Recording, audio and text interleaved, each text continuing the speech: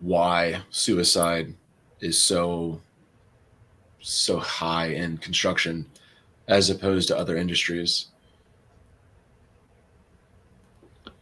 To just guess, and where I like to pull back a little bit to saying I'm not using any data here because I don't have the data in front of me exactly of their rates. You'd probably know that piece a little bit more than me because you do work daily in that.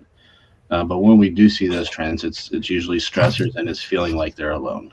Right? Most people don't see a way out. They see this as their only option. They don't know where they can get support. And then if you add in some of that mentality of what we're calling it here, like the machismo aspect of it, of feeling like if I show any kind of weakness, then I'm less than, especially in this built up, as we talked about last time and ended with, of like this idea that society thinks we're supposed to be so tough, that we're not supposed to share, that we're not supposed to have any weaknesses. And we start to believe that, and then we don't see any way out. You can see that correlation of why those things would be higher in that kind of field. Yeah.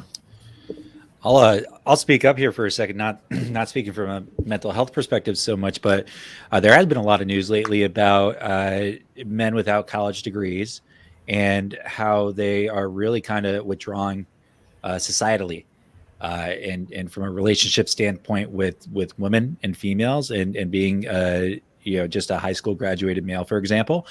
And I'm not suggesting this is always the case, but when you're talking about, I think, the construction industry, and you're talking about, you label them grunts, Hayden, you're probably talking about a lot of men who do not have college degrees.